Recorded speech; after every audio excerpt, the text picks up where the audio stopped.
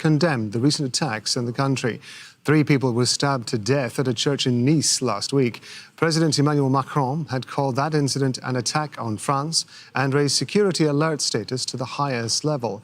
Macron has been criticised for his recent comments on Islam that's led to widespread protests across the Muslim world. SAMIR HAMROUN is a French lawyer. She's joining us from Avignon in France by Skype. It's good to have you with us on Al Jazeera. Thank you very much indeed for joining us. Let's talk about this press conference that have been held by these groups, first of all. What do you think the impact of that is going to be? It's a very wise decision that those people made. This statement was necessary because we have to prove that Muslim, in all its majority, it's against terrorism, against extremism, and we cannot be packed with those acts that you described a second ago. So I think this will have a good effect in France with the authority, with the governments, and with the Muslim people living in France.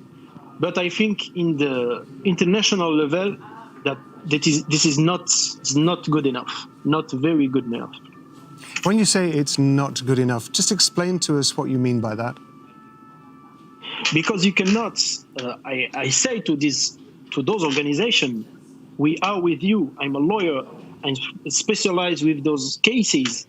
We are united with what you are saying. But you have to understand, to make understand to the French government that almost 2 billion people in the world are hurt in their hearts with some declaration of the President Macron and with those cartoons. So when you say in your statement that you condemn boycotts and so-called calling for killing people from foreign states, that's not correct. You have to have a position between those two facts. We understand the hurts that Muslim people, the Muslim world facts. We, with France, condemn all form of extremist terrorism, but you cannot go just in one side of the problem and condemn. Like I said, 2 billion people was crying, was saying to France has a history of very good behavior with Arabic people, Muslim people, and they're saying to France, you have to understand what we felt.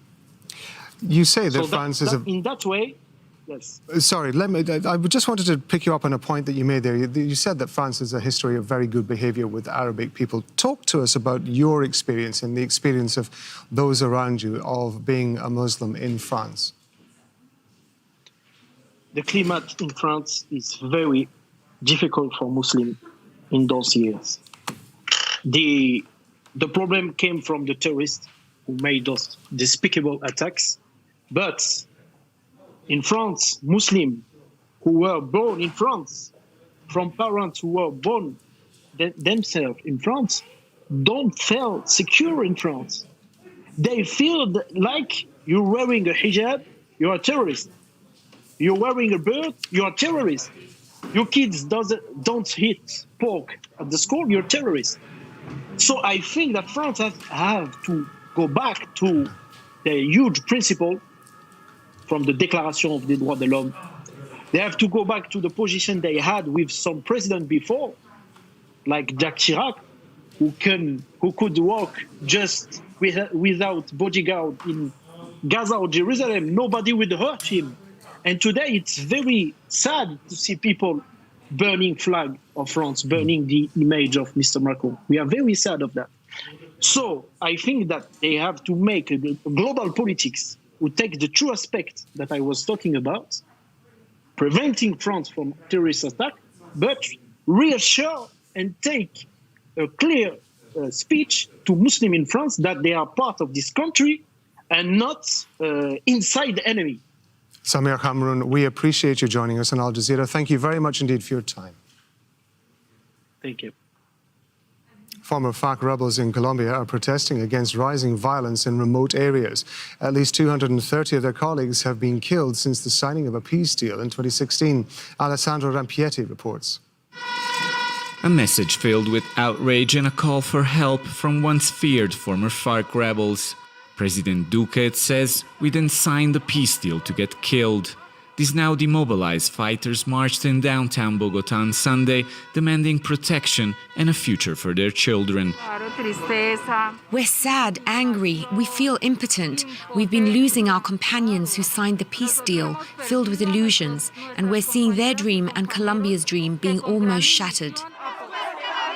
They spent days traveling to the capital from provinces where violence has been on the rise. A leading Colombian rights group says 236 former fighters have been murdered since they gave up their weapons and transformed FARC into a legal political party in 2016. Residual rebel groups, paramilitary forces and gangs